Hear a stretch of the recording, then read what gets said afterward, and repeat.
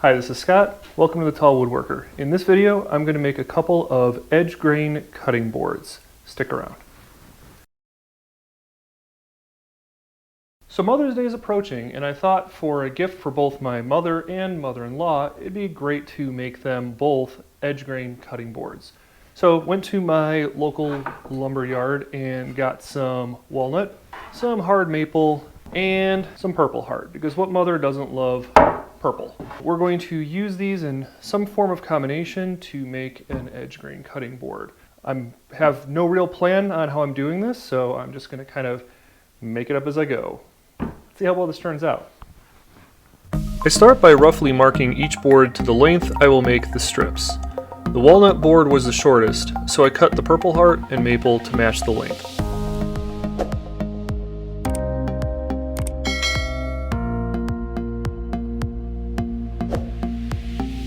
These boards are not flat at all, and I don't have a jointer. I use a sled to support each board with a shim underneath the high corner. After applying a lot of hot glue to prevent the board from slipping, I can cut off the excess shim and send it through the planer. If you put warped boards in the planer without a flat reference surface, all you get is, well, narrower warped boards. These sleds are the best way to face joint using a planer. I made a mark across the entire face of each board so I would know when the entire face was flat. Once the boards have a flat face, I could remove it from the sled, then send them back through the planer to flatten the opposite face. For an edge grain cutting board, the thickness of the board will be the width of your strips, so plan accordingly. Now that the faces are coplanar, I use my straight line sled on my table saw to edge joint each board. I don't want to waste the maple and plane it all the way down to the thickness I need, so I cut off a couple sections, then use the table saw to resaw these sections. I replaced the throat plate on my saw with a zero clearance insert I made, so nothing will fall into the saw. Then I adjust the fence so the blade will cut as close to halfway as I can measure by eye. I take several passes, making sure to keep the same face against the fence on each pass.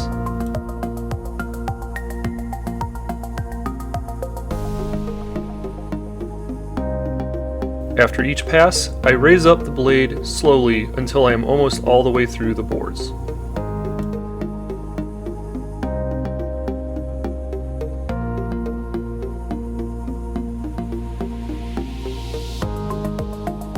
I use a handsaw to start separating the two halves, then I can pry apart the halves. After a quick trip to the planer, I have thin maple strips. Now it's time to cut all the boards. While the planer will determine the width of each strip on the cutting board, the table saw will determine the height of the board. I set my fence for just under 1 inch. Then I run each board through to get several strips of each wood. I make sure to keep track of the top face, especially for the purple heart.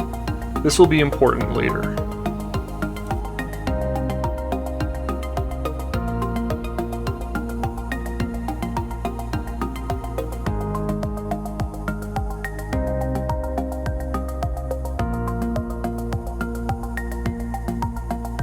Now I can start laying out my design. I turn each pair of purple heart strips so I can get a book-matched pair for each strip. This will give the illusion that these strips are one wide strip and not two separate boards.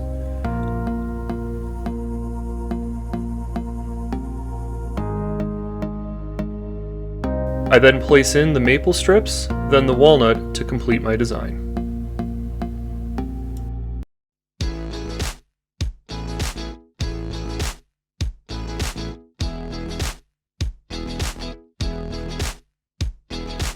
I lay all the strips in my parallel clamps and start gluing. I'm using Titebond 3 since it is waterproof and FDA approved for indirect food contact. It also has a longer working time, which is needed for mass glue-ups like this. I don't think I pointed out before, but I am actually making both boards at the same time. I will end up cutting this in half to create each board once the sanding is finished later.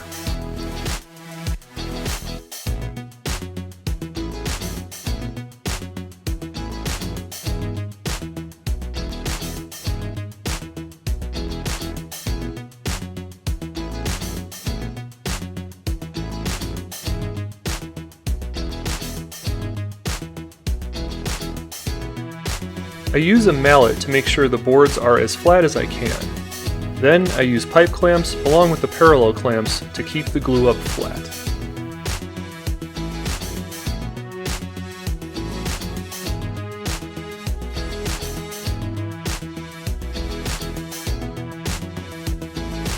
And after the glue is dry, I remove the clamps, then use a scraper tool to remove the excess glue.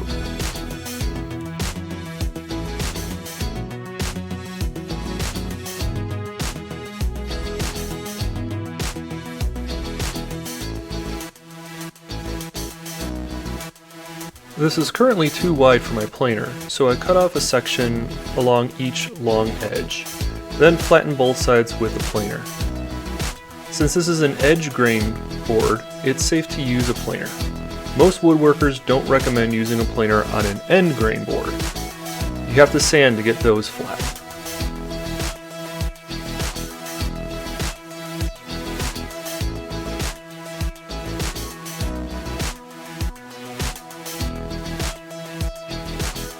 I've started using these Diablo SandNet discs for sanding. I really like the dust control I get with them. I go up all the grits, but stop just before 220.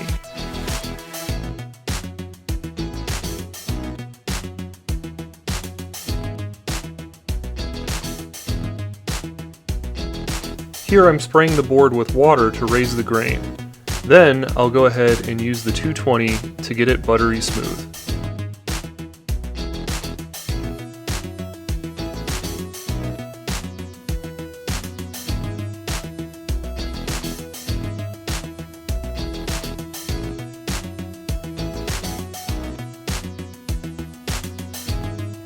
Now I can trim off the ends with the table saw, then cut the board in half to get the final 2 cutting boards.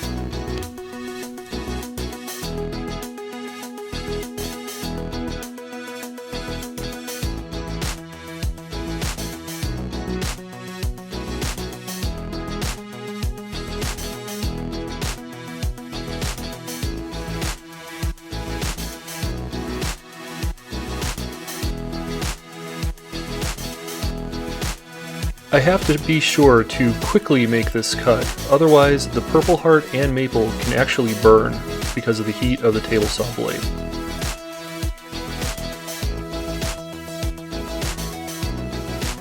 I decided to use a chamfer bit to create a 45-degree profile around the board instead of the traditional round-over profile. I start on the corners, then I do the end grain edges first, so any tear out will be cut away when I make the final passes on the shorter ends.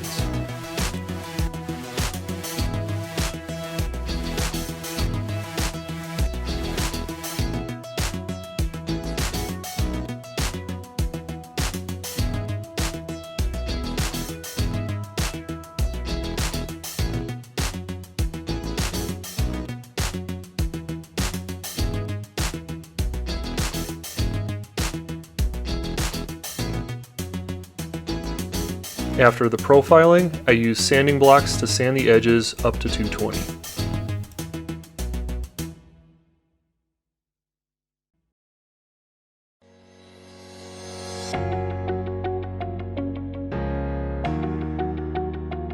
I just couldn't resist this shot.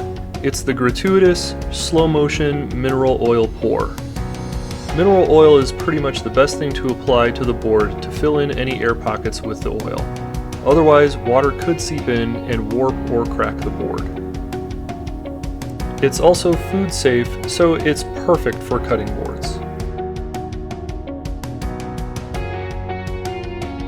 Anyway, I let the boards soak in the mineral oil bath for a few hours, then I let them drip dry the excess overnight.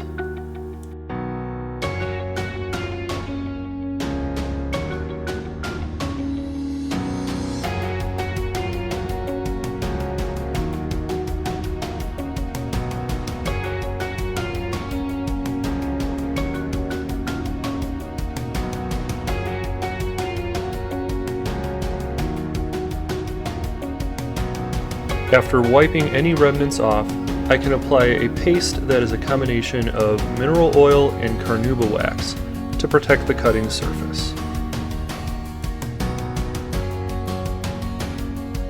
This paste is actually really easy to apply in the future if the board ever starts wearing down. All you do is rub this in, wait about 15 minutes, and then wipe off any excess.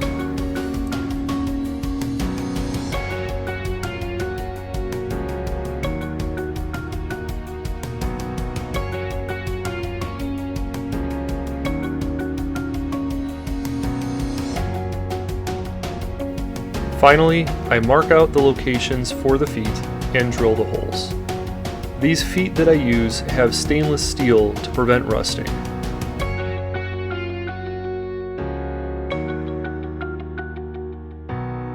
While I do use a power drill to drill the holes, I make sure to use a hand screwdriver to screw in the feet. You don't want to over tighten these and risk cracking the board, especially after all the time you spent working on this. Once installed, the boards are done.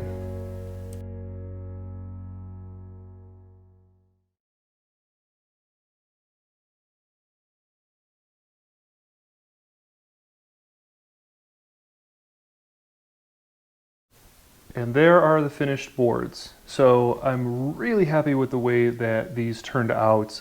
They look absolutely fantastic. I'm not sure if the camera is really doing it justice. I do have the cutoff from before the oil process, so I'm not sure if you can see, I'll compare on both sides, the difference between the pre-oil and the post-oil, but this turned out really nice. So you might find it odd that I decided to do the wood strips along the short distance. Most people will do them along the long edge. The main reason I did this is because when you're using the board, you're going to tend to use it kind of in a landscape type orientation. That means that in this case the blade is going to be parallel with the grain, and the grain will have a better chance of supporting the blade. So that's the primary reason why I chose to do it in this orientation. It doesn't mean that the other way of doing it is wrong, I just kind of wanted to be different at the same time.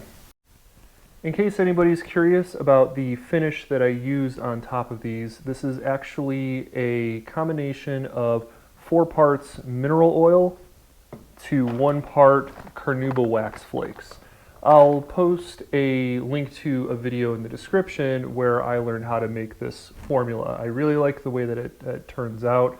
It's a nice paste type of finish, but when you rub it on, it starts really soaking in deep into the wood. If you just want to go to the store and pick something up, you don't want to make it on your own, this Howard's Butcher Block Conditioner works really well also. It's a little bit more liquidy though, and I kind of like the more paste nature of the DIY version. So what do you think about these boards? Do you like them? Do you not like them? Would you do them differently? Be sure to leave a comment down below and let me know what you think of these. If you like this video, please give it a thumbs up and be sure to subscribe to my channel.